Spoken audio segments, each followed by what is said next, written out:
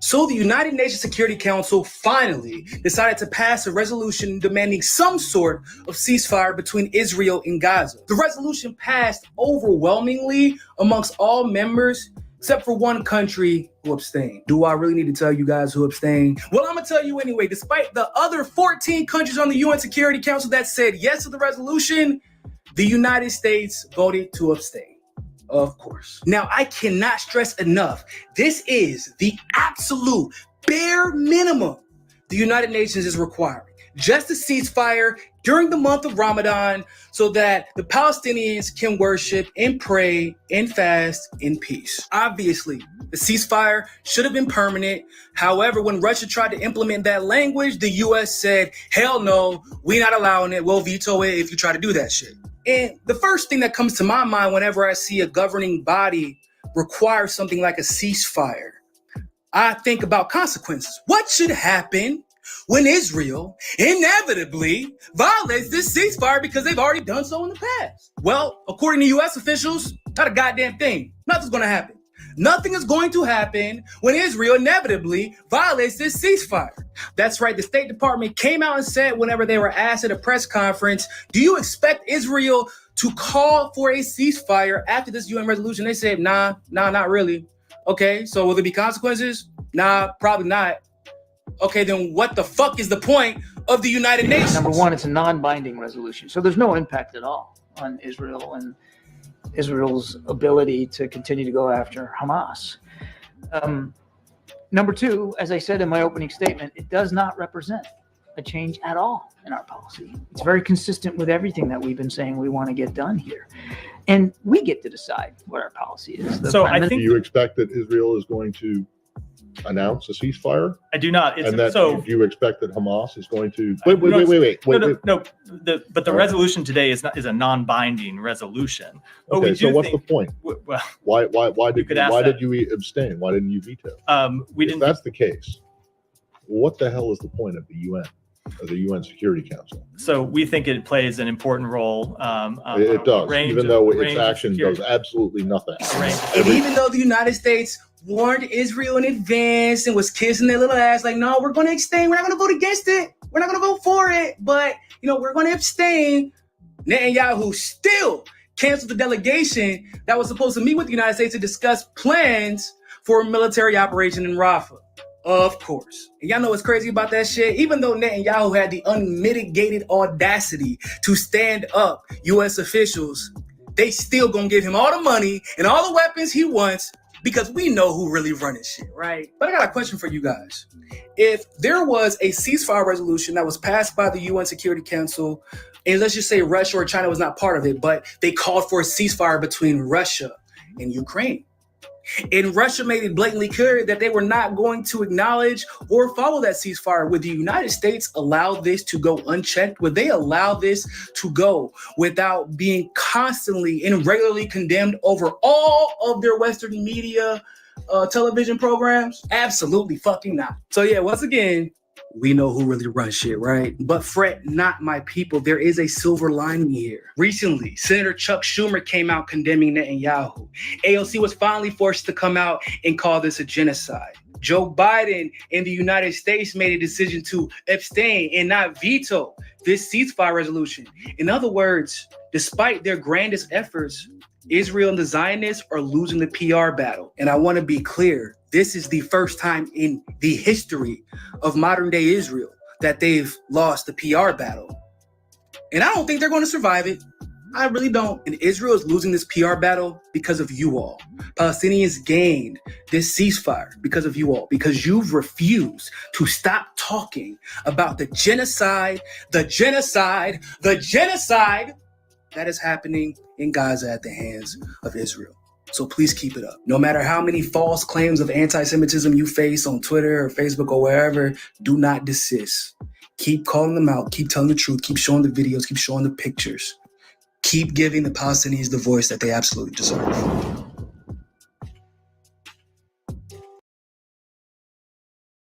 Julian Assange was granted permission to appeal his extradition to the United States. This case has huge implications regarding free speech and freedom of the press as we have the United States charging an Australian journalist with the Espionage Act for exposing their war crimes. In every step of the way, this has been a glorified show trial to justify the persecution of Julian Assange. Did you guys know it's against UK law for them to extradite someone to a country where they know they won't get a fair trial and the country wants them dead? How about the CIA under Mike Pompeo and Donald Trump drawing up plans to assassinate Julian Assange? And in this trial, the evidence of the CIA plotting to kill Julian Assange wasn't allowed to be presented. You would think that this is important to the case, right? But no, the UK court was like, the CIA wanting to kill Julian Assange has nothing to do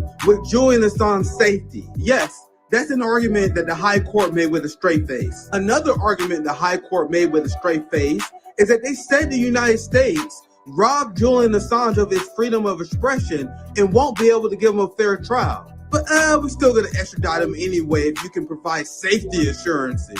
Don't forget, the case against Julian Assange completely fell apart when a key witness used by the State Department admitted he lied in order to get immunity. We also had the CIA that was illegally spying on Julian Assange and his lawyers, which robbed him of his attorney-client privilege. Despite all the holes in the Julian Assange case and the chilling implication for freedom of the press, you have the High Court that essentially said that they're down to extradite him to the United States as long as the United States don't give him the death penalty. The Julian Assange case exposes the West more than any other.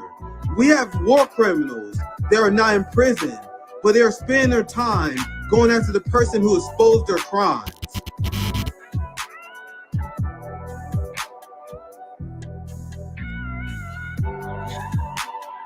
What's poppin'? My friends, my family, we are back again. You already know I was in the lab cooking something up for you guys today. We had not one but two hot spots for you guys in the intro today. Welcome back, Nico House. Our boy Nico House is a father now. See things with a greater perspective.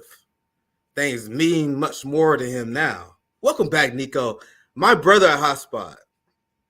As I said many times before RBN, there was Nico House, my friend. The person challenging the empire, speaking up for Julian Assange, calling out the bullshit in the progressive media sphere, calling out the burning industrial complex. It was Nico House. Big shout out to our homie Nico House, all our friends at Hotspot. We got another banger with you guys today. Y'all, my friend Misty today. We got to have a rant session today. I was like, man, I want to do there's a part of me that kind of want to do a show, but there's a larger part of me that want to have a rant session. So I was like, let's hit Misty up. Tuesday seems like it's that day because this last Tuesday we had Q Anthony Ali on and we had rant sessions about Africa. And the next Q Anthony Ali Nick showcase is definitely coming up very soon. Maybe in the next week or so. I got to hit Q Anthony Ali up. We had Shama on yesterday. Another banger. Banger after banger, man. Make sure you guys subscribe. Make sure you guys like. I'm live every Tuesday and Thursday night. I do 3 Saturdays a month as well. With this, I want to introduce my guests. There's no better person to have on RBN Live. One of my favorite guests, like period, to have on. So of course I had to hit my good friend, comrade Misty Winston. Thank you for joining our show once again. If you guys are not familiar, great. I would call you a journalist, great activist, great organizer as well. So thank you for joining me on RBN. The very humble Misty. So I gotta brag for Misty because she won't brag.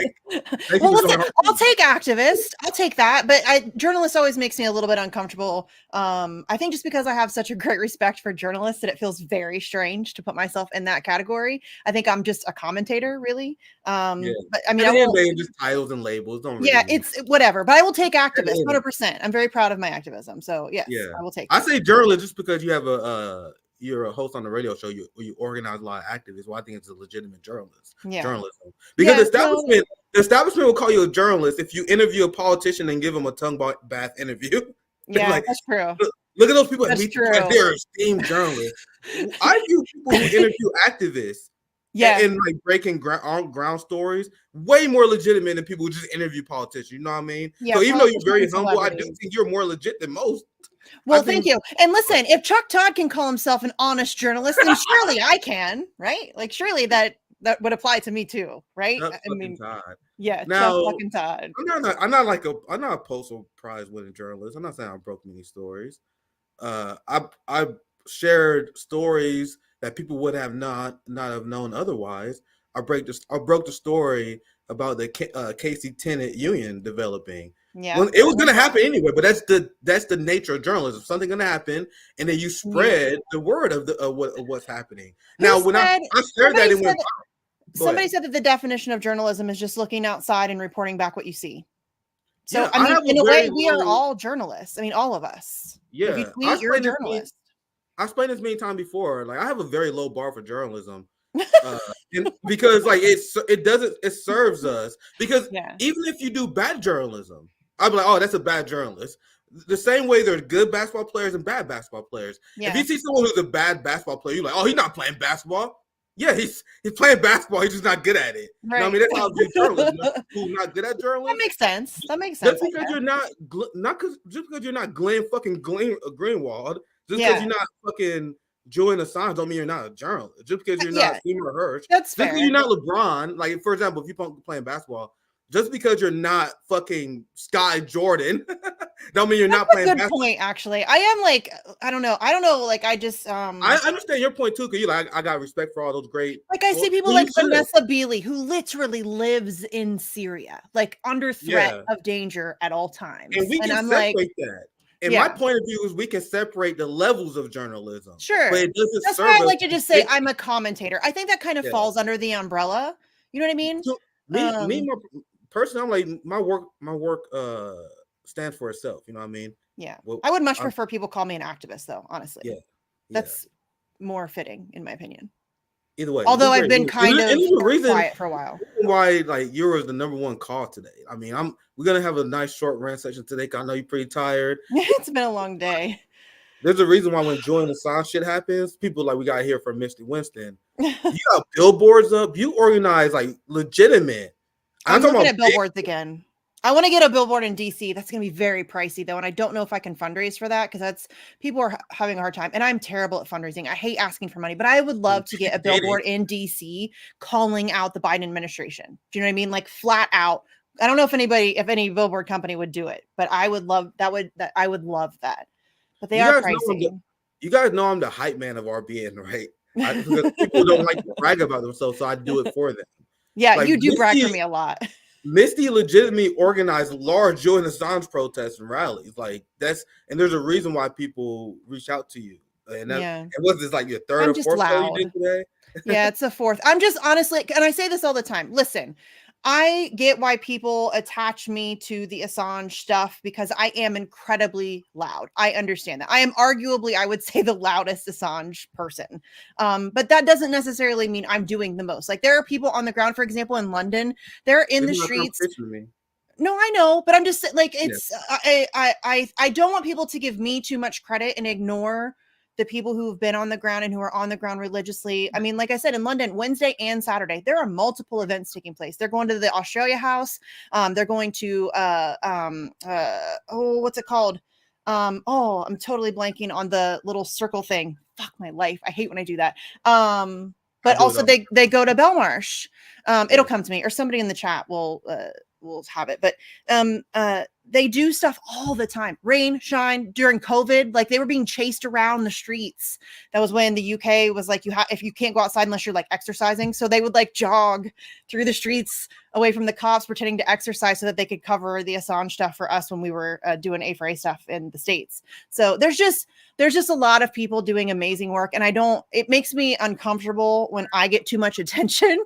Now, to that point, though, that's the reason why I give you props, because Julian Assange would already be dead if it wasn't for the overall movement. The same reason why the UN is forced to have a ceasefire. There is no way that would ever happen if it wasn't for the Palestinian organizers. You guys see who I give credit to? Yeah, I give, even if you're just one drop of an ocean of activists. We need that drop. It's always activists. And the reason why I do it, Oh, there's a CIA op, and you know this as well. We talked about it many times as well. A coordinated effort to depower activists. Oh, what's the point? Oh, you look at you, Misty. You think you're the shit, Misty. Look at Nick. Nick think he the next Malcolm X. Who the fuck these people think they are? And I'm asking you guys, what is the benefit of that energy?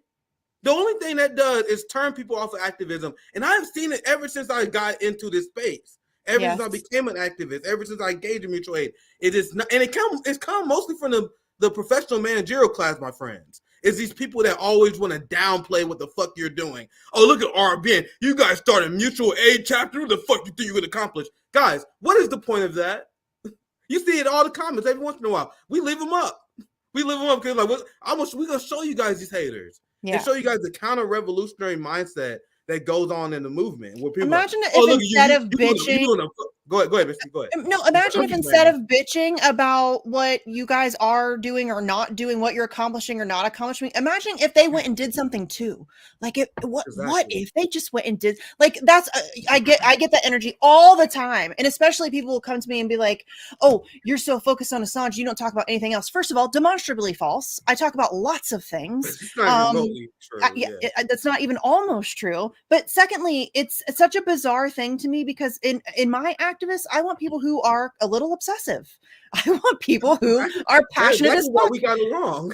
Yeah, right. I mean, you have to be especially, I don't want to like, again, make it a competition, but just from my own personal experience, because it's free speech stuff has basically been, I've been to Palestine rallies, but myself actually organizing stuff and being fully entrenched. That's really my biggest thing has always been.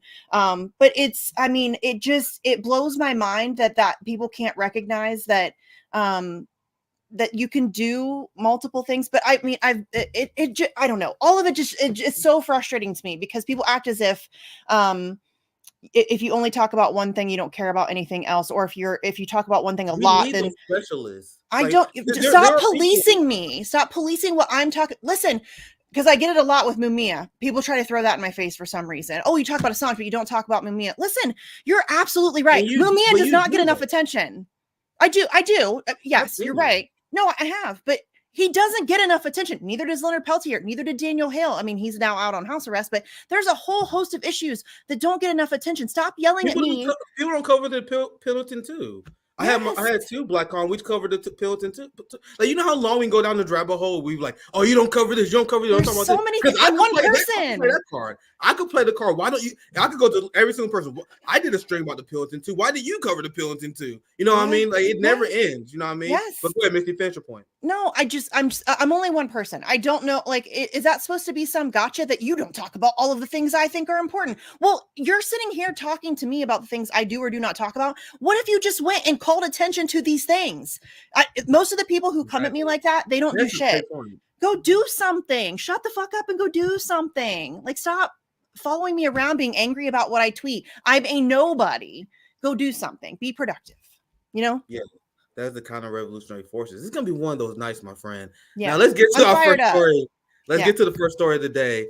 And I want to hear your opinion on this because in my hotspot video, can I correct you? Yeah, go ahead. I would love to hear a correction. Yeah, he was not approved. The request for appeal was not approved. He was not granted permission to appeal. This is basically a delay of that decision. And essentially what they're saying is that the two judges who oversaw these hearings, the day X hearings that were on February 20th and 21st, their position is that they think that he has cause to appeal on 3 counts. So those 3 counts have really nothing to do with the plots to assassinate him, nothing to do with the spying operation. None of that stuff is being allowed to be submitted into court. But the 3 points that they're arguing that he has cause to appeal is he won't face the death penalty. He won't be discriminated against due to his nationality and will be granted the same First Amendment rights as U.S. citizens and will be permitted to rely on First Amendment. So basically, he's not going to be treated differently than an American on the First Amendment issue, and so he will be permitted to rely on that as a argument in court, which is bullshit. So they're asking what today was.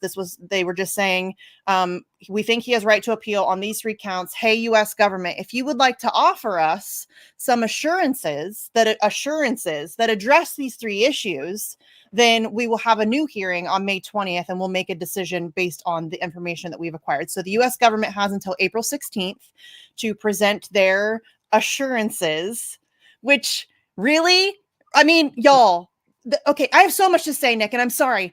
I am so this is what this show is for. Go ahead, my friend.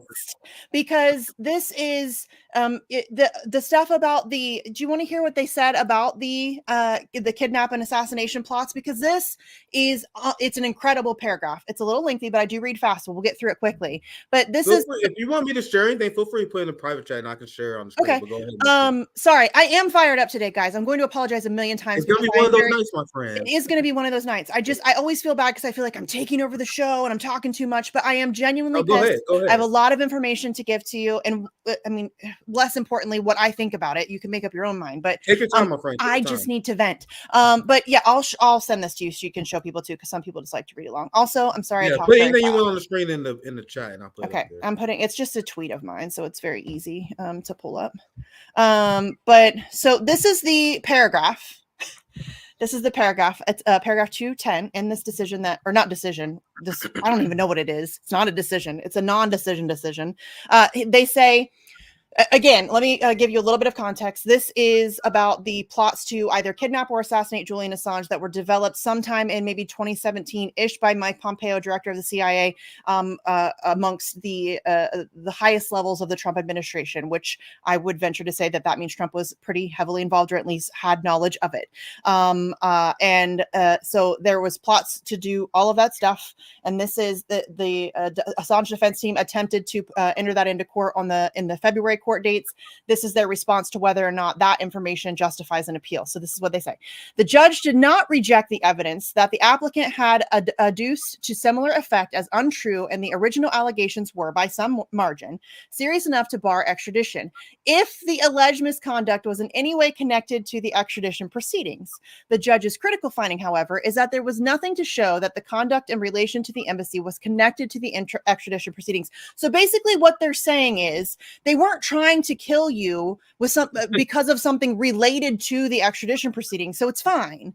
Like it's not related to this case. Yes, they were trying to kill you, but big whoop-de-doo, right?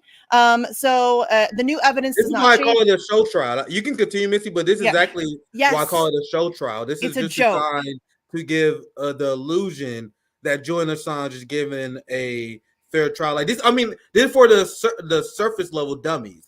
Like the TYT, the people who think the CIA is good now. Yeah. Like they're the people that will read it. Like, see, they're giving Julian Assange a fair trial. Like this is designed for the dummies and for the dummy spread propaganda. But go ahead and continue your amazing coverage, Missy. Go ahead. So they just continue. The new evidence does not change that. On the face of the allegations, on the evidence before the judge, and the fresh evidence being the allegations and evidence supporting the allegations of the assassination plots and all of that good stuff. So the contemplation of extreme measures against the applicant, whether poisoning, for example, or rendition, they're literally just talking about, they were talking about poisoning you, or, rendition, no big deal, were a response to the fear that the applicant might flee to Russia. So that's justified. You're justified. He was going to flee to Russia. You obviously have to poison him, despite the fact that he is locked up in the Ecuadorian embassy. He cannot go anywhere. If he steps outside, he will be arrested and extradited. So what the fuck are you talking about? There was no threat whatsoever that he was going to rush off to Russia somehow. It's absurd. The short answer to this is that the rationale for such conduct is removed if the applicant is extradited. Ready? Extradition would result in him being lawfully in the custody of the United States authorities, and the reasons, if they can be called that, that's up for debate. There's no reason for kidnapping or renditioning somebody. So, and the reason. I just want to interject real quick, and now that you continue. You guys see how the legal system in the West, in the UK, and the United States is meant to insult our intelligence? This is absurd. They insult our intelligence while doing extremely illegal and highly unethical things. It's gaslighting on a high level. I had to chime in every once in a while, but you're on fire, my friend. Go ahead and continue, Misty. No, I'm sorry. I am going to genuinely try to reel it in, but I'm just pissed. To complete this, because this sentence is extraordinary. It continues, and the reasons, if they can be called that, ridiculous, for rendition or kidnap or assassination, then fall away. So if we just extradite you, then you will be lawfully in the custody of the people who were plotting to assassinate you. So then obviously the reasons for the kidnap or assassination attempts, that just falls away. They're not going to kill you now. You're lawfully detained. What the fuck are you talking about? What? This is in a piece of legal documentation regarding the most significant court case on press freedom, arguably in history. And they're just like, so they were plotting to assassinate you. If you just are extradited, it's fine. They're not going to kill you. What the fuck is happening? You have CIA officials under Trump discuss assassinating Julian Assange, and you had that coward Tucker Carlson who had Trump in front of him. You have all these cowards who are interviewing Donald Trump and never bring this up. Never. You notice that? Never. Tucker Carlson sat directly across from Donald J. Trump. Tucker Carlson, Assange supporter, right? And listen, I will give credit where it's due. In the week before Trump left office, Tucker Carlson did a show every single night of his 5 nights on air that week. And he did a segment dedicated to lobbying Trump to pardon Assange. And he gets credit for that. Fine, whatever. I'm glad that he, changed it. Whether he's legit and I don't think he is. I think he's he's a partisan hack. We don't have respect for partisan hack. And I told people that I take things issue by issue. And on the issue I agree with Tucker on, I'm going to be on his side on that issue, like the Ukraine war. That doesn't change my assessment that he's a partisan hack. He's getting those issues right in order to trick people into thinking Trump is the solution. I've seen so many times of him fucking bootlicking for Trump, and he's talking about an issue that Trump caused. Trump armed Ukrainian rebels. Yeah. Trump tried to kill Julian Assange. And all these Trump supporters like, oh man, I support Julian Assange. It means nothing. Yes. Can my Trump supporting friends, and yes, I have them, get pissed about it? I don't care. It's very frustrating to me because I, generally speaking, and this is very sad to me, Trump supporters support Assange more than a lot of leftists do, which is leftists are horrible on this issue. Leftists hate Julian Assange for I don't know what reason. I've had multiple communists tell me, online commies, tell me that they don't care about Assange because he's not a communist, as if it's about him. It has nothing to do with him. I mean, no, I don't either. But yeah, it's the idea that Trump supporters, and again, generally speaking, they are supporters of Assange. I think that has a lot to do with the release of Hillary Clinton's emails that obviously, and unfortunately, that's just the reality of it, that kind of team mentality where, oh, Julian Assange did something that helps my team, so now I like him. Because in 2010, they hated him. They couldn't stand him. And liberals were giving him a standing ovation. And now it's the reverse. And so, but Trump supporters are so willing to turn a blind eye or even just pretend that the reality doesn't exist, that it was underdone. They'll try to make all kinds of excuses about how, oh, well, he surrounded himself with the wrong people and he didn't know. He knows now. He's not an idiot. He dug under the swamp to find the likes of Mike Pompeo and Jeff Sessions and Mad Dog Mattis. And are you joking? Gina Haspel? And if he's not either smart enough or bold enough to say, hey guys, don't hire those people, he's not the solution. No, he's not. Oh, come on, man. Trump could do anything. He was powerless against then why you support him then? Right? What's the point? What is the point? But also, sorry, I got sidetracked, but in 2011, he's on camera being asked by Jeff Kilmeade, I think is his name, from Fox and Friends back in the day.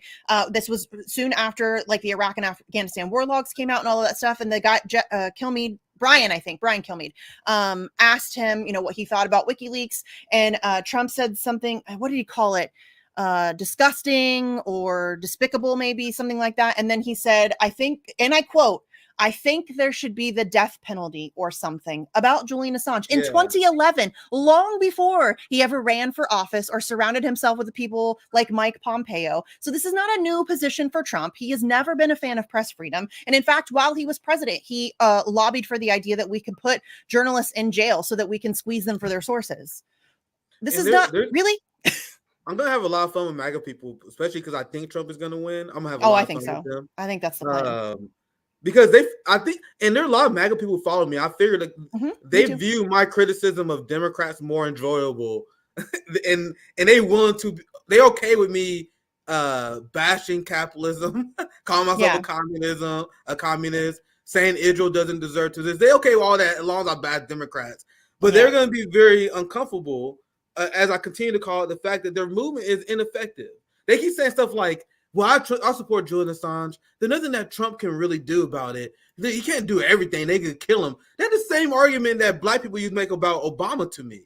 Where they be like, come on, man, Obama can't do all that stuff. They'll kill him. And I used to respond, what's the point then? Well, and that is the point. That's the point. No, there is no like savior. There's no one single person that's going to be able to overcome what needs to be overcome. This is not like you insert some guy into some meaningless position and everything is better. That's not what this is, y'all. We're way too deep for you. Seriously, y'all still think you can vote your way out of this? What planet are you on? I'm so frustrated with that right now. I think it's just because listen, I'm sorry. If you are still an electoral politics person, I don't mean to offend because I get it. We're all on our own journey. However, I am so exhausted with people thinking that we can just vote our way out of this. Like every 2 to 4 years, we can just go push a button and that's going to fix a goddamn thing. Nothing. If it fixes. And in fact, things just continue to deteriorate as you all pretend like Trump's gonna fix it. I saw your response to Tucker. This is, and you can give props for Tucker for bringing up Julian Assange and have but I can also call him out when I think it's necessary. I'm sorry. Absolutely, yeah, that's exactly my point. You can say, "Oh man, good thing I'm glad he brought Julian Assange," but I get shit for that all the time because I'll give somebody credit where it's due. And like Robert Kennedy Jr., I can't stand the guy. He supports genocide. He hangs out with Rabbi Schmuckface. He is an abhorrent human being to run around. The lies that he spews about Palestine is disgusting. I do not like him, but he stands for Julian Assange too. Welcome aboard, my guy. Thanks. Appreciate your help. Yeah. So this is my problem. I get shit for it all the time. I can have two thoughts at once. Tucker says the fact that any of this is even a question is shocking. Not shocking. Biden is actually considering the death penalty for journalism. Yes, he is. Where are all the liberals at CNN, NBC News, and Washington Post? Totally shameful. Once again, we agree with you, brother. But I'll read your reply because I saw you dunk on them, and this is the point that we got to continue to make. Because we can say, "Hey, good job," but the but part is actually very important. Yes, because we are holding people accountable, even though they were getting it right. Because I used to do it with Ukraine all the time. We both used to do it with Ukraine all the time. We'd be like, "Oh, you see through the war machine tactics in Ukraine, but what about your position on China? Why can't you see through it with Israel and Taiwan?" You know what I mean? It's very important when it comes to educating and getting a very intelligent resistance, for the lack of a better term. So anyway, let me reply, and then we can move on. You said yes, and it was Trump who had him arrested, spied on him, and developed plots to assassinate him. And then when you were sitting directly across from him, you didn't ask him a single question about any of it. Not one. And that's why I'm calling him out, because listen, I cannot, and I get it. I have a different perspective on this than Tucker Carlson, who's new to the party. He's not been on the Assange front for very long. So I'm trying to give like that kind of grace. But y'all, can you imagine sitting in front of Donald J. Trump, being an Assange supporter and not asking a single solitary question about the things that he did to Julian Assange? What? No, how many one-on-one opportunities do you get to sit in front of Donald Trump? He doesn't speak to that many people one-on-one like that. You know what I mean? So Candace Owens asked him. He dodged the question, but Candace Owens has the balls to ask him, and Tucker Carlson just think about Misty. Why does Tucker get this pass? Everyone in independent media has this pressure, and they are shitted on, rightfully so, whenever they have someone with power and they give them a softball interview. It's something I was very careful with, and I'm proud to say that I did not give Cornel West a single softball interview. I asked him hard questions. I brought up things I disagree with, including his vote for Biden, including his language regarding Putin. We questioned him about the COVID narrative. These are all questions that he wasn't happy with, but we asked him those hard questions. These are things we were very careful about doing because there's a lot of pressure. Because a lot of people who failed this test, like the Marianne Wilson gang, where they gave these people softball interviews. The RFK gang gave him softball interviews. And all these people rightfully get called out in independent media if you give softball interviews, except Tucker for some reason. And I noticed that softball so interviews. many. Even Like, Putin, like he was, so- like that was soft as fuck. My guy, you're sitting across from Vladimir Putin, and that. Ugh.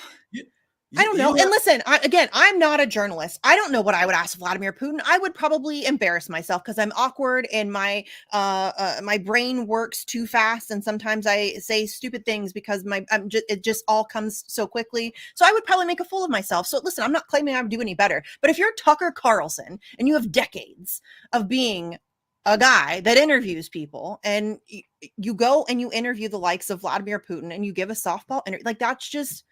What's the point? I think it was a few months ago. I called it out when Tucker gave the softball interview. I literally did a whole topic segment on it. Yeah. Because I'm like, why is this guy allowed to get away with this? He does this all the fucking time. Mm-hmm. He does this all the time. But anyway, I want to ask you about one more question about Assange, and then we quickly move on. I want to ask you about. I hope I explained everything okay earlier. No, perfect. I always doubt myself. Perfect. I just want to make sure people understand what's happening, what's going on. Yeah. I have one question because it's something I was looking up when I was doing my research on the hotspot. So I'm glad you corrected that, because I saw a lot of people say that she got directed in with like this stuff with Julian Assange always confusing. I know a lot of people saying, "Oh, he got permission to appeal, whatever." I want to ask you about the extradition law, because I looked at this. I was like, I need to find evidence, and I think I put a clip in my hotspot video where I found the extradition law regarding how in the UK it's like illegal to extradite someone to a country where death is assured. Mm-hmm. But you know more on the issue than I do. So can you expound on the extradition law if you can? There's a whole host of reasons why they're supposed to not extradite somebody. The death penalty is one of them. Another one is a political prisoner. I don't know if there's ever been a more clear-cut case of a political prisoner in my life. It's very bizarre to me that anybody would question that this is 100. And in fact, but I think part of what Stella said in her speech earlier today was that it's very telling when they claim that this is not a political case, but then in today's hearing or whatever it was, they sent it back to the United States for a political response, offering governmental assurances. So it is political. Like it's just it blows my mind. So yeah, there's a whole host of reasons why that the UK and the US extradition treaty, there's a whole host of reasons in there why you cannot extradite somebody. Julian ticks several of those boxes, and so the idea that and that's what a lot of my my UK friends have been talking about. Like, this is an embarrassment on so many levels for them too, because it has been made abundantly clear that they are nothing more than a bitch state for the US, and they will do whatever the United States wants them to do, no questions asked. And it is just, it's so, and same with Australia. It's been made readily apparent, and it really was before, but I think that now we have like, it could not be more obvious. So I'm kind of rambling here, but yeah, the extradition treaty, there's just a whole host of reasons why you can't extradite somebody. And yes, the idea that Julian Assange would almost certainly be Epsteined, or that he would just die himself. He's been in poor health for a very long time. He's had a mini stroke, which is almost always a precursor to something more serious happening. So yeah, there's no reason. Forget all that. They have no case. Like, the idea that we're even talking about extraditions and appeals is ridiculous. There's no case. One of the most disgusting things about this case, and you know how it's a show trial designed to kill Julian Assange, is how the judges in this case are dismissive and completely ignoring the psychological torture that Julian Assange is going through. If this was anyone, and I would say in a non-political case to be safe, if this was anyone in a non-political case, the psychological trauma that Julian Assange is going through would have been addressed by the judges in the court a long time ago. It's so blatantly obvious.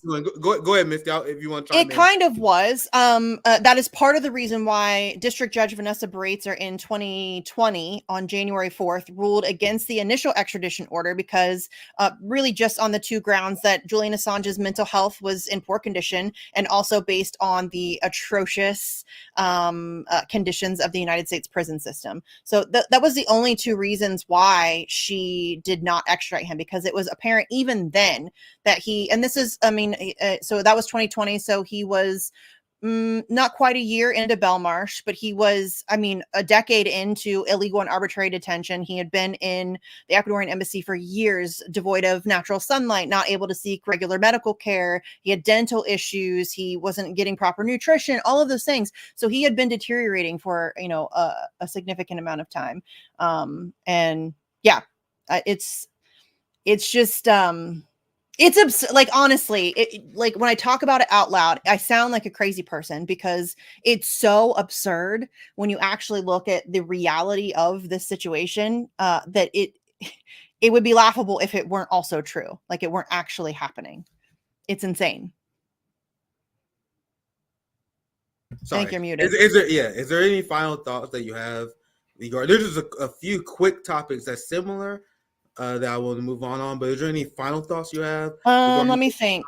Okay, so yes, really quickly, I'll just get through some of the stuff that obviously will be coming up and coming out of this. There are some pop-up protests happening in various different locations. I think that London has one tomorrow, or maybe that's Australia. That might be Sydney.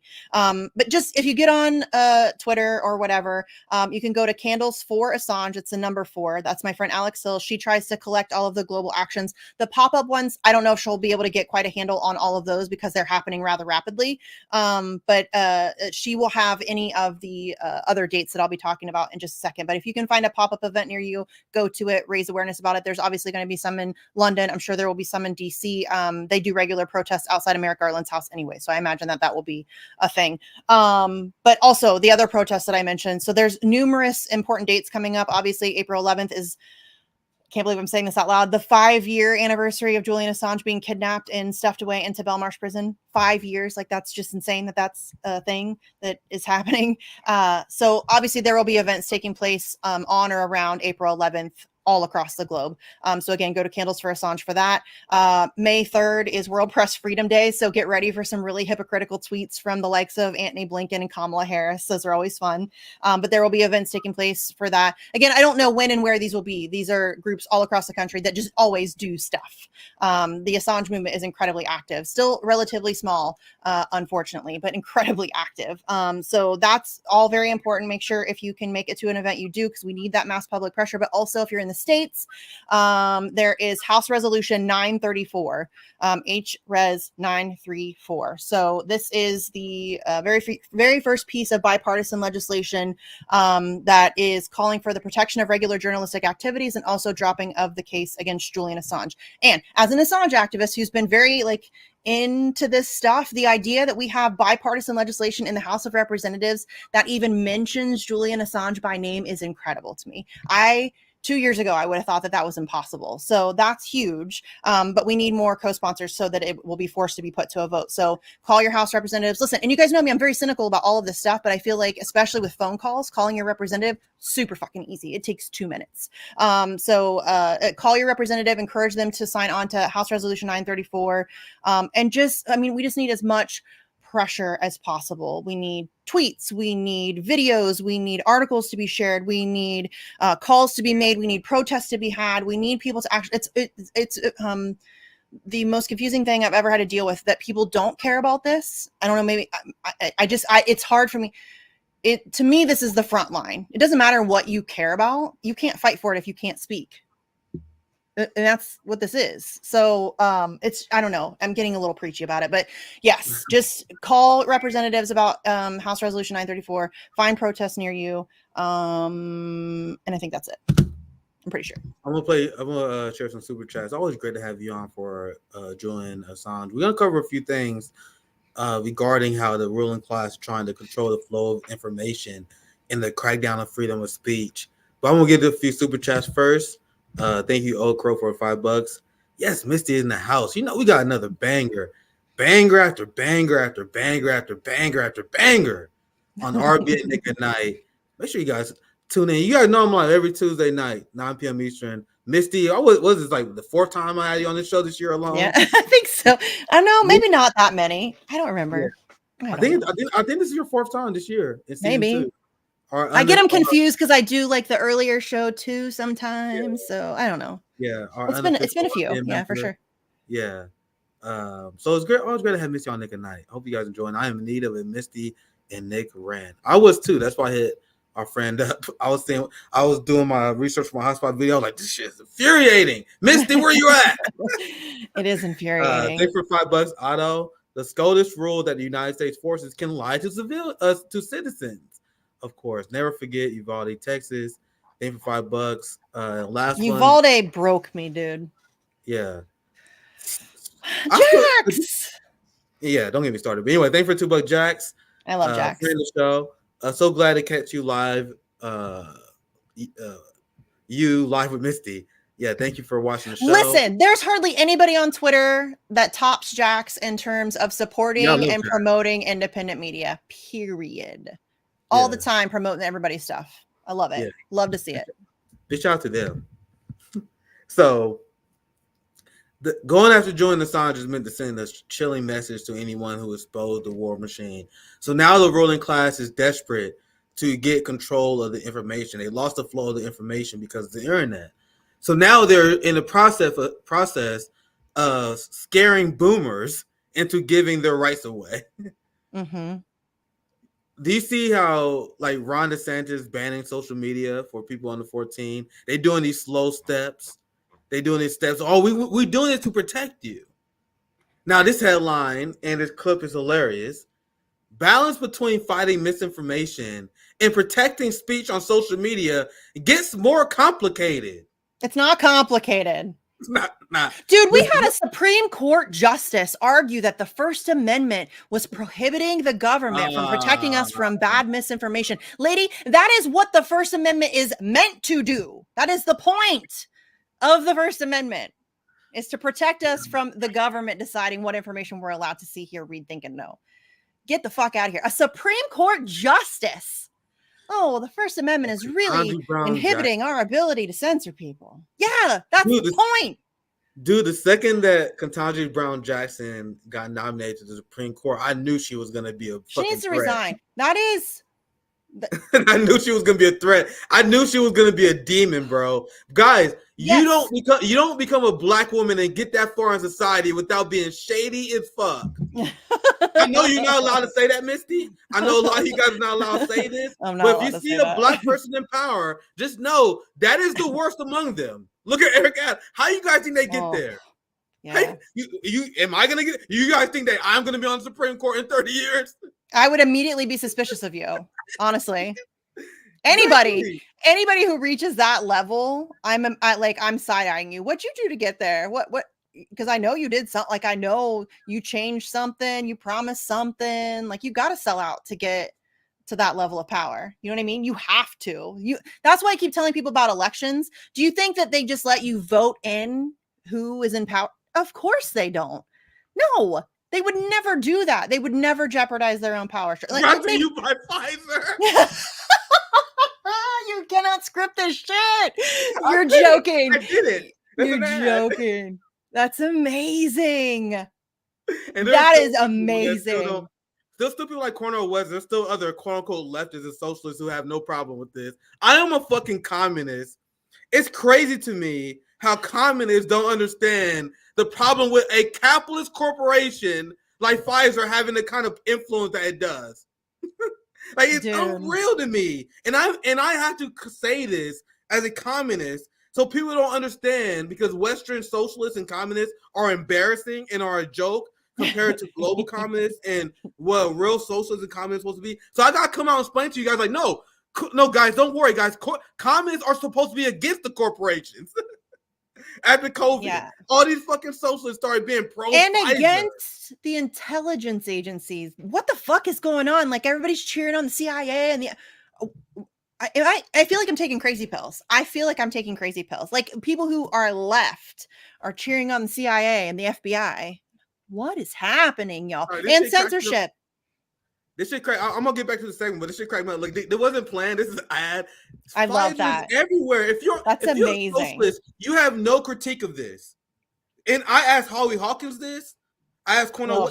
You're a socialist, but you have no critique of Pfizer buying off the media. So media give them positive coverage. You have no critique of Pfizer, a capitalist corporation and institution, buying off our scientists, our doctors. You guys have no problem with that. That's absurd for you to think you're a socialist and communist. Once again, I'm talking to my people here. I'm getting my line in check here because the amount of socialists and communists I've seen, they're like, "Oh my god, you guys worry about Pfizer? What are you talking about? Of course we are. They made Why are you $1,000 not? per second. I'm sorry, I'm getting off the rails here, but No, they it's made fine. $1,000 per second on this. Anyway, I'm about to get in trouble. Let's move on. It was completely unplanned. But how do people not see the problem with that? Anyway, I'm gonna get to the video I was about to play because this is another version of the video. Oh, I love this. Because this is the video. I have they're things talking to about. say. Oh, Yeah, you already know how to bring this up when you was here, my friend.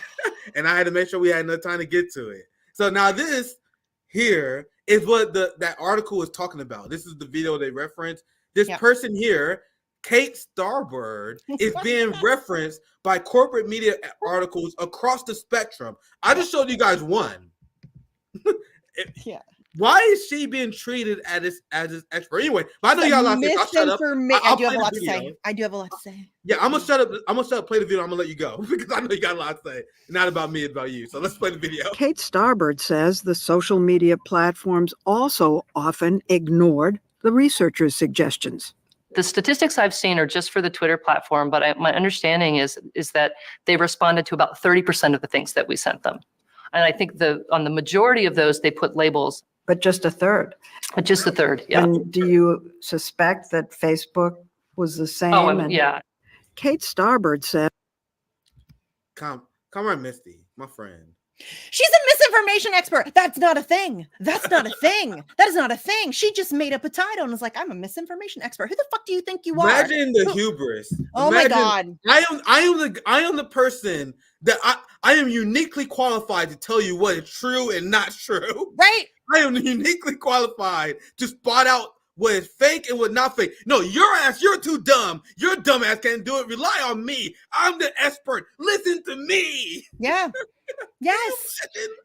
Like the audacity for any human being to think that they get to be the decider of what is good information and bad information, and further, what I'm allowed to read for myself, what I'm allowed to see for myself. And in fact, she wants massive social media companies, which everybody uses to communicate, to listen solely to her about what information is allowed to be published on their platforms. She can go fuck herself. This whole misinformation bullshit needs to go away. It is so ridiculous that anybody thinks that there's one human being on planet Earth who knows exactly what is true and what is not, and what is misinformation and what is not. And you know this gets abused. We've seen it get abused, and I'm not going to go where people think I'm going to go because I don't want to get RBN in trouble on YouTube. But we've seen lots of things. How many wars have they lied us into? How many times has Israel been able to lie about what they're doing in Gaza? Now, granted, they get called out and busted for it, but they're allowed to.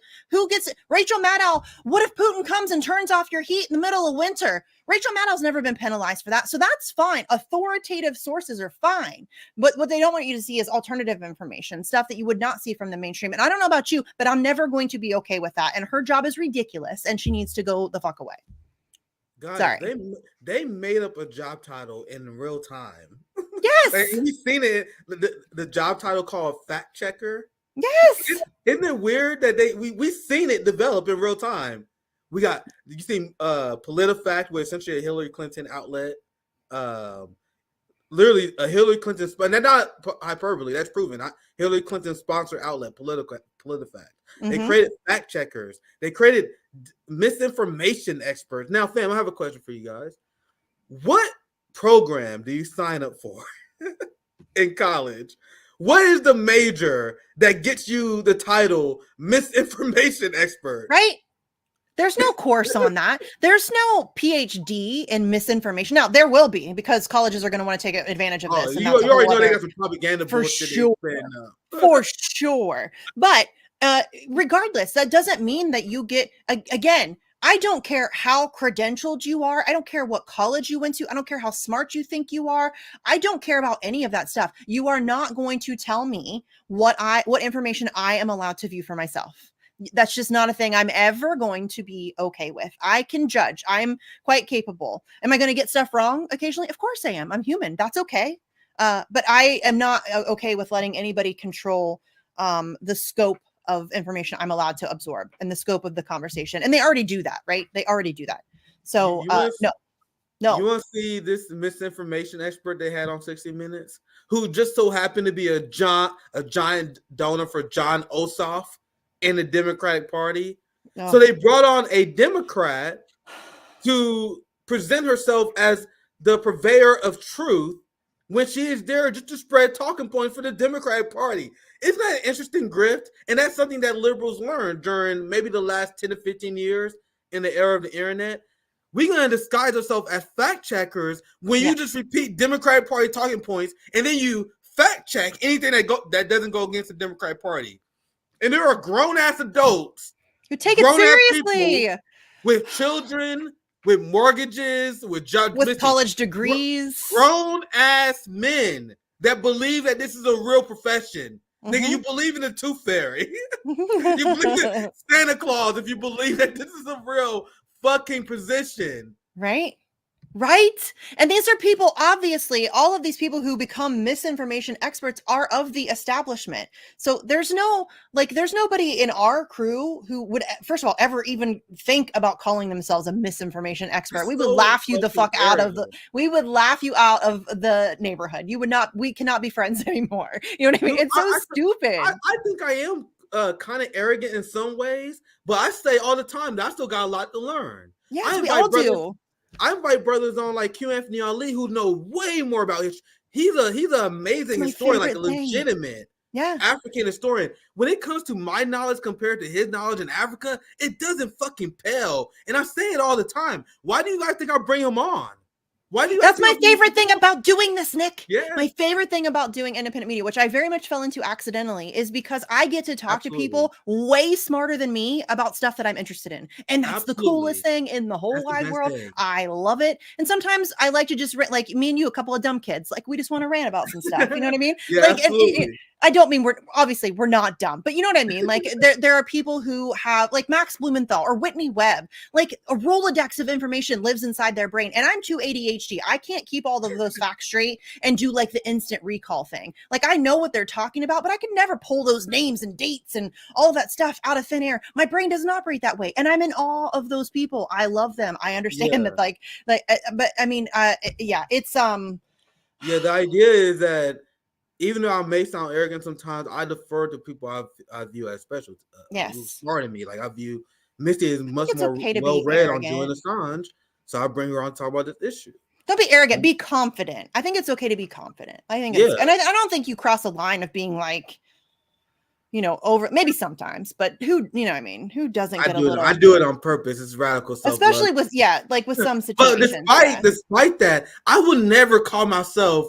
And even at myself, the arbitrary truth, even me at my most arrogant, even me at my most cocky, I wouldn't be like, hey guys, I am the guy who decides what's true and what's not true. Guys, I have a show where I bring people who know more than me on to correct my ass. What she does, she goes on other shows to let people know that I'm here to tell you what's right and what's wrong. Who does that? Like, on face level. Will you want to have a beer with that person?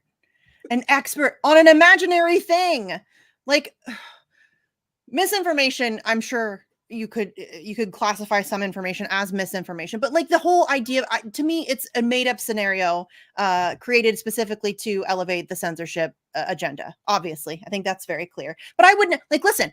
We had this conversation, I think, with when I had Kelly Lane and Matthew Ho on to talk about Assange. They've been doing the candidates for Assange thing. I had them on my show on TNT, and we talked about it. And I said something about I've been involved in the Assange stuff for some time now, and I wouldn't even call myself an Assange expert, let alone call myself a misinformation expert. Like just make up you know what I mean? It's just ridiculous. This is the last thing I want to cover. Not a long segment, but this is lightly related, but this is more funny to me. Christian, because there's a lot of propaganda going on social media in a lot of different ways in order for the establishment to get the political capital needed so they can crack down on the flow of information. For example, Jesse Waters had a segment that wasn't even worth showing you guys where he was letting you know how much he cares about your kids. Jesse Waters, who is 100% okay with your family dying without health care, going into medical debt. He will step over a homeless child without blinking an eye. But he wants you to know that he cares about your child's safety on social media. These people that see children dying of cancer doesn't bad eye. They'll see a police officer shoot and kill a black child and they will immediately call the black child a thug and a terrorist. But they want us to believe that he cares about our kids. Now, why do you guys think that you're doing this thing where they like, oh my God, social media is so dangerous for your children? Guys, fam, listen to me. Listen to me. I grew up in the black ages of the internet, my friends. Do you guys understand? Gen Z, all the younger kids right now, do you guys understand how different the internet was than how it was when I grew up? I'm older than you. And I'm not gonna say that, but I'm older than you. In my generation, you can go on the internet and you can see someone get tortured and their head cut off at a blink of an eye. Yeah. Why do I feel like people forgetting what the internet used to fucking be? It was the fucking wild, wild west, dude. It was. I turned out okay. Yeah. I turned out okay. Well, it's arguable for me, but you know. My friends, my family, people around my age generally turned out okay. This thing where they trying to protect the internet, they're not doing that to protect you.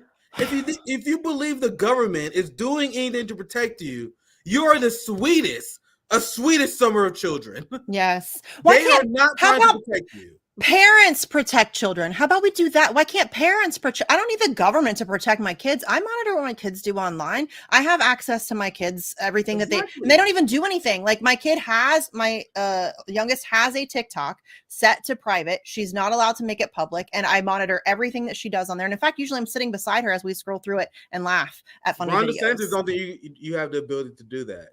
Ron DeSantis. I think I can raise my kids, Ron. Thanks. I appreciate it. But I'm doing okay. My kids are excellent. So I will brag about that. My kids are excellent.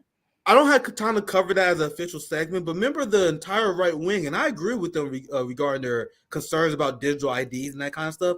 Those motherfuckers was the number one people complaining about the future. They're the people who are afraid to call capitalists, so they call them globalists. They call them WEF puppets. No, they're capitalists. So capitalists try to implement digital IDs. And they're like, hey, guys, we got to be worried about the digital IDs. Ron DeSantis made a bill where they have to fucking upload their online IDs. And conservatives are not batting an eye about this. They're not official statement. We don't got time. But so I may do it Thursday if I have time with Fiorella. Fiorella, we're doing Nick in the morning on Thursday because she's in Moscow. So Fiorella joined me on Thursday.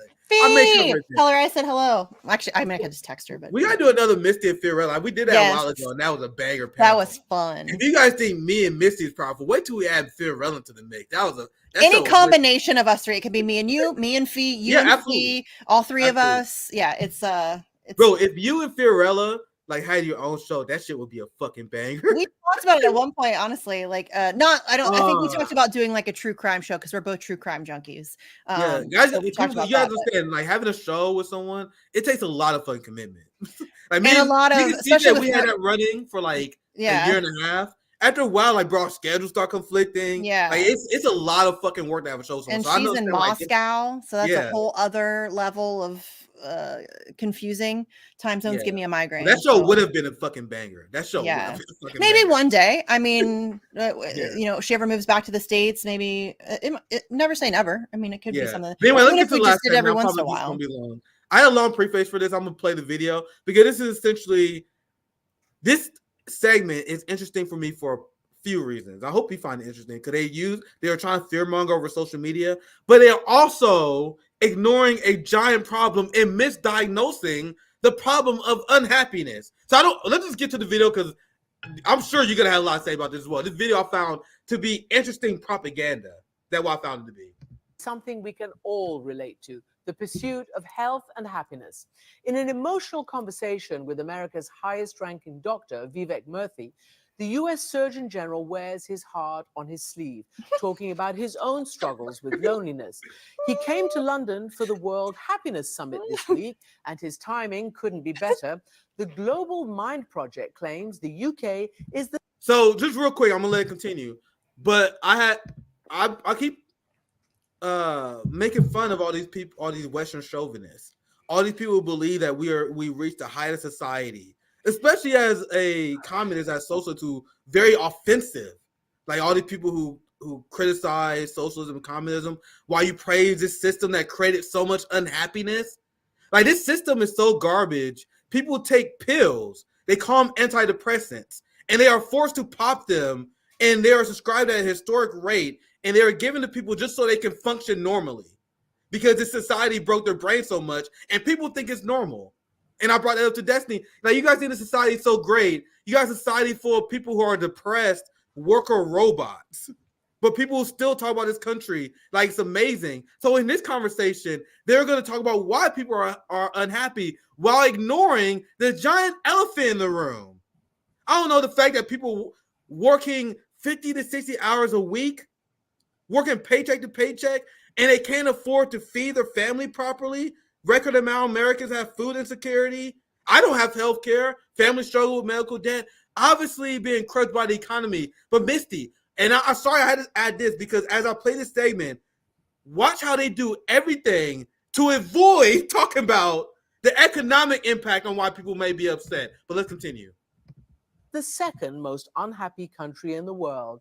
Meanwhile, in America, a new report says that for the first time, young people there between 15 and 24 aren't as happy as their older peers. Why do you guys think that is? He says social media silos and addictive smartphones are making us more anxious and depressed. Misty, you see what they blamed it on? It's the TikTok, Nick. Get off my lawn. I'm gonna play that part again. So they explain how this generation is the least happiest generation of all time because boomers failed us. I'm sorry, guys. You don't get to tone police us when we talk about the failures of the older generation. If the older generation failed us, we are allowed to say that. Yeah. And people are like, oh my God, Nick, you're hurting the boomers' feeling. Fuck them. If your feelings are hurt by that, then obviously you care more about your feelings than help improve our situation. It's not about your feelings. It's about addressing the reality that you guys failed your job as parents. One of the few generations that ever did that. Every generation left things all better for their children. Every revolutionary movement left the movement all better for their children. I just went on rant with Rome. Yes, we had Nick and Rome. We were talking about the failures of the Black revolutionaries, right? And there were not many people, but a handful of people like, well, come on, man, it's mean. No. You had generation after generation that built the civil rights movement for hundreds of years, for over 100 years. And then Black boomers came in like, all right, our job is done. Let's become capitalists. And now things are worse than ever for us. And then they want us to hold back. You guys failed your job. Your only job, and the only reason why I do what I do, because we're supposed to make the life for the next generation better. That's what we're supposed to do. And despite the fact that they failed, you want to know who they blame it on? They blame it on social media and smartphones. So I'm going to let it continue some more. I know I'm struggling letting this video play, but I'll let it play some more. I know you probably want to chime in with something too, so I'll let it play. And 24 aren't as happy as their older peers. Dr. Murthy says social media silos and addictive smartphones are making us more anxious and depressed than ever. Now, economics. Lawmakers to step up now. Surgeon General, welcome to the program. Look at this goofy motherfucker. You are in England. I mean, perhaps people would be surprised to know that you're here for a happiness summit. In fact, we're talking on International Happiness Day. Why? Why is it needed? What is the problem with the deficit of happiness? Well, the problem is that, happiness is intrinsically linked to health. When we are not feeling happy, when we're not feeling fulfilled in our lives, it affects how we show up at work, at school, in our communities. But it also ultimately has an impact on our physical health. We've now learned over the years that there's a strong connection between our mind and our body, how we feel and how we are. And the more we've learned about that, we've learned, for example, that issues like loneliness and isolation have tremendous effects in increasing the risk for both depression and anxiety, but also for heart disease, for dementia, and for premature death. Are you surprised? And I know that you are Yorkshire born. In other words, you are a Yorkshire lad, let's say. Yes. Are you surprised that this country, pretty close to top of the tables in the OECD nations, is the second most unhappy, depressed country in the world? Oh, you sweet summer fucking child. I'll never finish your question. Only Uzbekistan has it worse. We're just going to play a couple of sound bites. So, Misty, she said It doesn't surprise you that we are the richest, most successful country in the world, but we have so many unhappy people. Why don't you follow that up with a thought and ask why that is? So, Mick, I'm reading a lot. I want to get your general thoughts on this. We don't have to spend too much time on this. I found this segment funny because they talk about the scourge of unhappiness while ignoring the obvious elephant in the room. But I'll let you chime in because I've read a lot on this segment. No, like you're absolutely right. And I think that I love when you do segments like this because I think it's incredibly important to study propaganda and the way that it is used against you and the things to look for and all of that stuff. I'm kind of a nerd about it. Highly recommend everybody go check out. It's a regular hobby of mine. And like, especially the history, like Marshall McLuhan, everybody go check him out. He's kind of like the godfather of media studies, sort of, and he's a genius, and that's like one of my bigger influences. But yeah, this is just it's crazy to me because listen, are phones addictive? Yes. Is TikTok addictive? Yes. Can TikTok be depressing, doom scrolling, that kind of stuff? Of course. But the idea that you are going to solely and only blame it on the invention of smartphones and social media and not examine all of the other things listen, I'm an older millennial. I'm 42. So like I've been through so many global events at this point. It's just one right after the other. We've been pummeled our entire lives with bullshit. And I mean, obviously that wears on you. And in this country, at least in the United States, people like to pretend like everything's fine. Y'all, our homeless population out of control. Kids are going to bed hungry. Like it's not good. We are a third world country with a first world country mask on. Like that's what's going on in this country. And people refuse to recognize it. A lot of that is propaganda too. They're kind of feeding you this existence of an America that is not real. But it's just, all of this stuff, I think, and this douche canoe on here with the smug little smile, acting like he's got some kind of knowledge. It's just absurd. It's absurd. And then Christiane Amanpour very clearly like just gushing over him, like you're here for a happiness summit. Tell us why. Like, come on, girl. This dork annoys me because he made good points, but he obviously missing the correct conclusion. Yeah. You know what I mean? So he explains how happiness is linked to our mind and body. Oh, very big brain thinking here. I guess you need your master's degree to come up with that one, didn't you? Right? So we all fucking know that, sir. Then how long did it take you to study that? Right? We all know that our happiness is linked to our mind and body. You guys see how they come on TV like, hey man, I'm an expert. I study at fucking Harvard for 6 years. I'm here to tell you that your happiness is linked to your mind and your body. Am I so great? We knew that, sir. What's the thing that holding us back from achieving happiness with our mind and body? I recovered from my knee injury. I fucked my knee up. Last year, you guys know I was getting back to Muay Thai. My knee recovered. I don't know what happened because I don't have health care.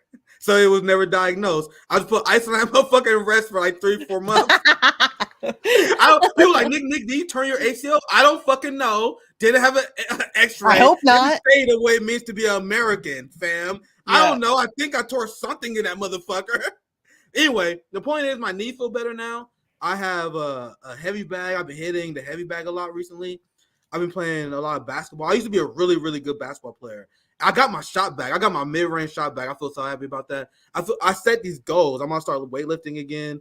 I used to be a heavy weightlifter. And that improved my happiness alone dramatically. Yeah. I'm just becoming active again because I used to be extremely active, became a lot more inactive, gained some weight after COVID, and then was hit with depression. I'm smart to know, especially as someone who's a martial artist who trained martial arts for years, especially as someone who grew up active, my depression is linked with inactivity. And I do this thing where I'll be lazy sometimes thinking that will make me happy. But no, it does not. I need to be training. Even if I'm not a professional fighter, I need to be training for something. Yeah. And ever since I started training Muay Thai again and boxing again, also my energy levels are back. My thinking level is higher. My depression is gone. Guys, I went through a lot of people who been following me for a long time knew what happened to my sister, my family. I went through a deep depression like 3 years ago. I got myself out of it and getting back into training is one of it. And this is what this guy accurately explained how your connection between your mind and your body is very important for your happiness. Of course it is. Obviously. Listen, I do CrossFit, and CrossFit literally has like an ad that like CrossFit's good for loneliness because it's very community based. Yeah. So you go in and it's people of all ages, and you can hang out with people and get an hour-long workout in, and you're good. Everybody, this is not new information. We know these things to be true. Yeah, you see, I used to pretend to be an expert, giving us information we already fucking know. Now, there's a reason why we're on that long spiel, right? Yeah. What prevents most people from doing that? Poverty, lack of access to decent food deserts. Misty, you know how many these professional managerial class articles I had read in my lifetime? Where they were like, the key to happiness, some tips for working class people to help with their mental anxiety or whatever. And then they'd be like, tip number 1, wake up at 7 a.m. And I recommend doing 10 minutes of yoga every day at 7 a.m. That is completely irrelevant advice to give my mother, who was a single mother of 3 kids, who was up at 6 a.m. every goddamn day before she was forced to commute to work at 9 a.m. Does an average worker who works 50 to 60 hours per week have time to fucking sit under a waterfall and meditate and do yoga? Right? Do you guys see where I'm going with this? You guys see how the culture of capitalism in this country inherently leads to unhappy people. You guys are creating worker robots with no culture and no point of living. So then they were like, oh my God, why are people so unhappy? If only they did more yoga. these professional managerial scum, these people who get 2 months of vacation every year, a month or 2 of it, they take 3 vacations a year. They make about 2 times more than the average American. And they're like, man, why Americans are so unhappy? Have you guys ever considered yoga? Do you know how fucking irritated this has made me my entire fucking life? And I'm glad I have a platform that I can rant about this kind of shit now. Yeah. Yes. It's so out of touch with reality. You know what I mean? Like these ivory tower turds, finger wagging at you because you don't want to get up and do yoga.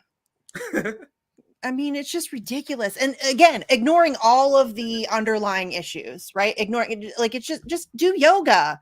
You'll be fine. Yeah. That's not, that you don't solve poverty with yoga. That's not a thing. And I could play more of the video, but I think it made its point. It was a drag the segment on long. I think it made its point. There's I want people to decolonize your mind because these capitalists keep making excuses. Yeah. You know what I mean? When they bring all this shit up, it's excuses. Oh, people are unhappy because of social media. Oh, blah, blah. People got access to information. That's why they're unhappy. Get the fuck out of here, bro. Do people believe that? Yes. I don't believe that shit at all. And guys, you guys are open to disagree with me on this. Like, I'm just telling you guys my opinion. When people say this shit, I don't fucking believe it. It's people who are Western chauvinists. And remember, guys, we cover on RBN, a large amount of the left are Western chauvinists. And people who consider themselves socialists. Bernie Sanders is a Western chauvinist. A Western chauvinist is a person who inherently believes Western society and Western cultures are better than other cultures. So the question is, why are other countries, even countries that are way poorer than ours, happier than us? You know, well, and that's another thing. We never forget the fact that we ignore all of the underlying issues that cause the unhappiness here, but we never look at the other countries who are happy and be like, maybe we should try some of that. You know what I mean? Like, we're so arrogant. Like, we got to do it. It's our way. Like, obviously our way is better. Clearly it's not, motherfuckers. Misty, clearly it's not working out for you. Misty, you want to know who the 5th happiest country in the world is? And I would love to know. The 5th happiest country in the world is Israel. That's not surprising. It's almost like if you get free healthcare that's sponsored by another fucking country, you get free healthcare. You get steal people's houses. It's something about having free healthcare provided by other country and having diplomatic immunity by the United States to do whatever you want, steal houses that make people fucking happy. Yeah. I mean, you get told on a regular basis that you're God's chosen people, and that's why you get to just go steal this person's house because something. I mean, listen, there's a lot of brainwashing going on in Israel. Lots. levels I'm not sure we've ever seen, honestly. Like you say all the time that the United States is the most propagandized country on earth. I thought that was true. I genuinely think it's Israel. Yeah, that's a pushback. I'm like, okay, fair. Yeah. I don't fight it. You know what I mean? I Yeah. got my opinion. I think Israel propaganda is cartoonish. But if people say if Israel most propaganda, I'm like, yeah, for sure. Yeah, no, for sure. You want to know who else is one of the most happiest countries? Who? Sweden, Finland, and That's, Norway. Yeah, those are not surprising. we They are always no- are. They have been. And they are welfare states that get their health care and their social services essentially paid for by the military industrial complex, who steals and siphon resources. Sweden was the largest arms exporter to Yemen, the genocide in Yemen. They are arms exporting country, and they use the ill-gotten gains of their large arm industry to pay for social services, let alone the exploitation of the global south. I do personally have to read more up on, but they did a lot of research exploitation.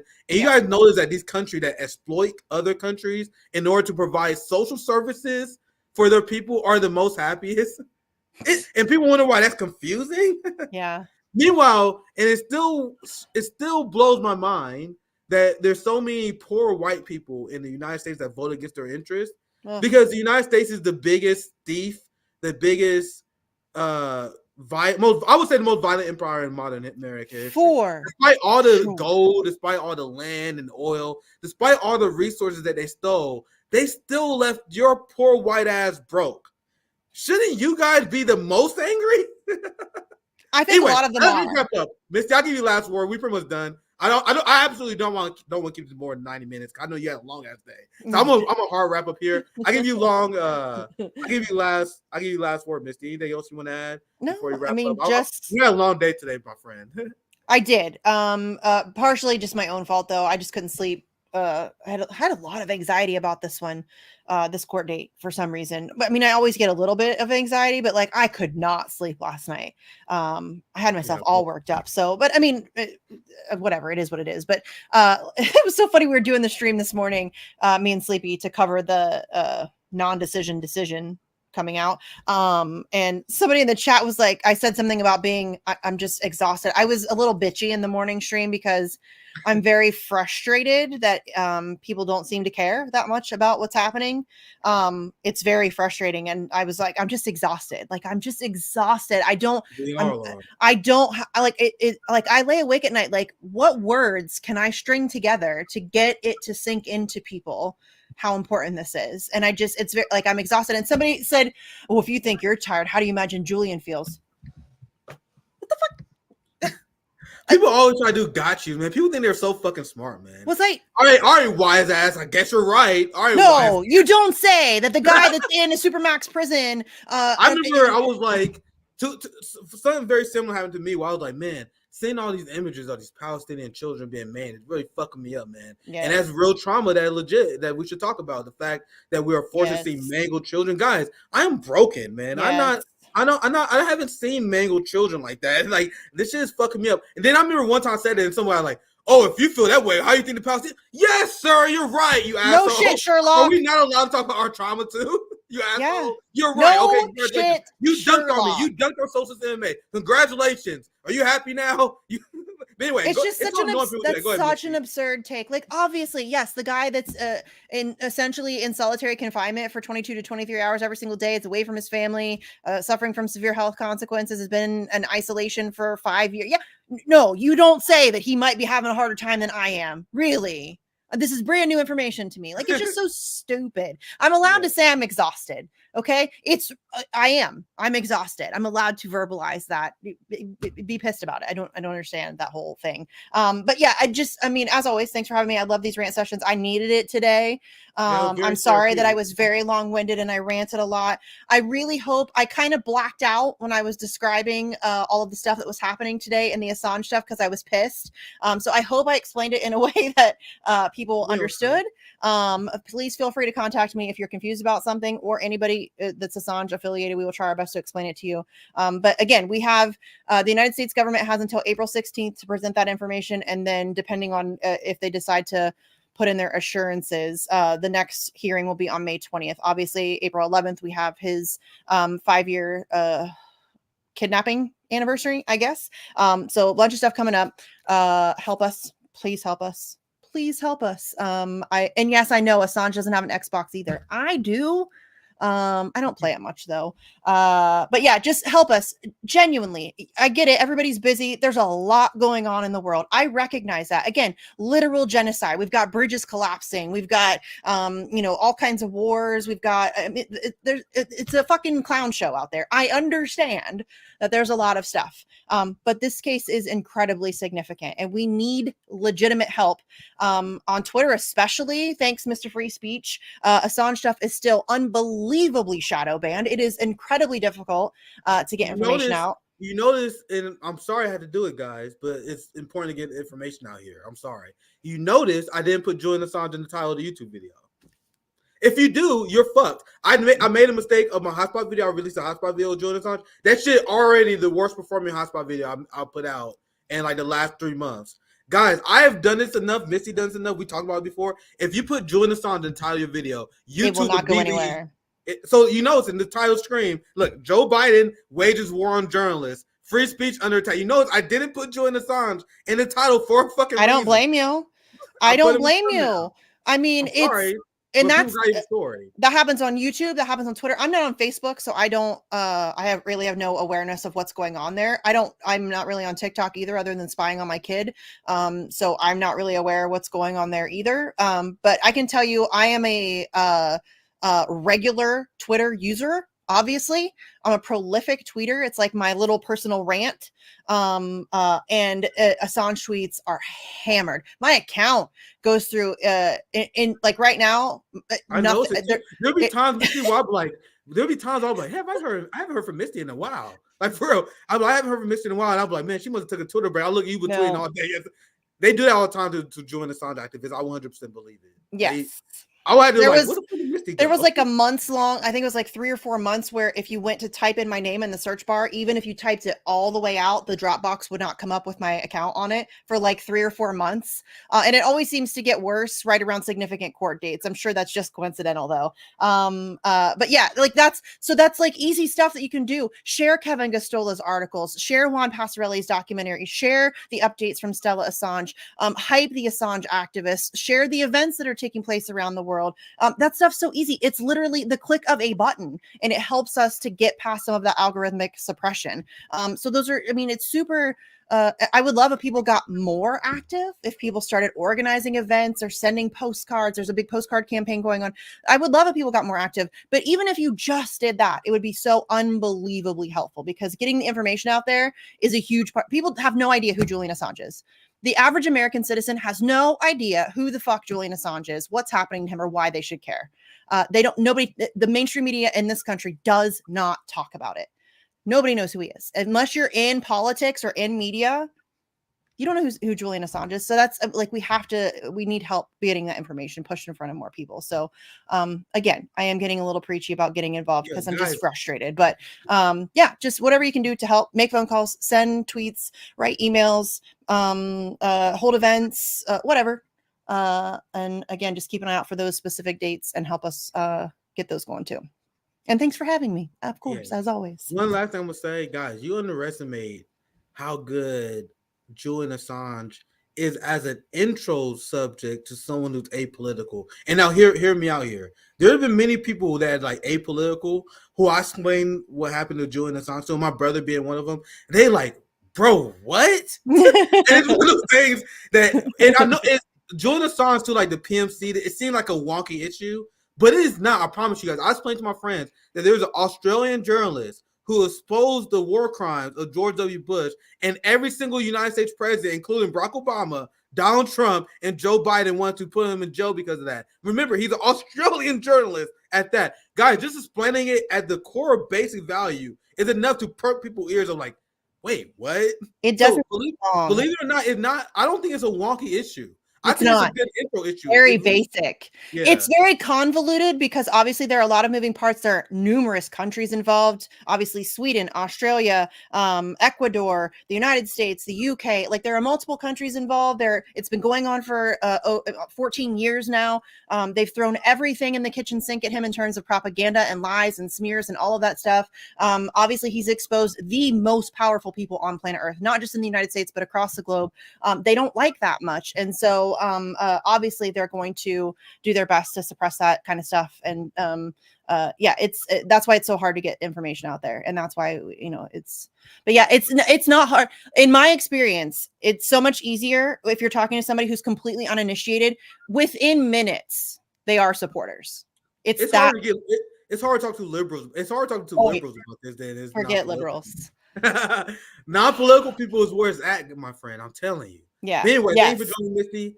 Get some rest, my friend. I'm going to. I I probably have bags under my eyes. Yeah, and we're gonna do it again, very Of shortly course. as well. Always great to have Yeah. you on RBN. Always You're part happy of to the come. community. So Thanks, thank you chat. for I joining. love you guys too. Thanks for always letting me rant. I appreciate it. Yeah, well said. I'll be back on Thursday. It won't be Nick at night on Thursday. It's gonna be Nick in the morning because Fiorella joining me at 11 p.m. Eastern time Thursday morning. I have to do Thursday show in the morning because Fiorella lives in Moscow, and it's been a while since I talked to my good friend Fiorella, and I wanted to do a morning show cause I definitely got to hear what her take on the recent Moscow terrorist attack and the updates on Ukraine and Russia. So the next time you can see me on Thursday morning, remember Thursday morning, not Thursday evening. So that's the next time you're gonna see me. Thank you guys for watching. Have a good night.